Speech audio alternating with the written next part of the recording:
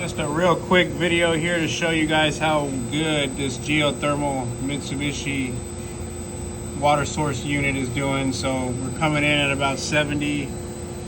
We're exiting this system at 133 degrees, strictly with ground looped and compression heating. Got another one right there for the upstairs. This is basically the downstairs unit here. Branch box. Got a couple units down here, but so we are heating good there. Go to our operation data and we can see all of my units there.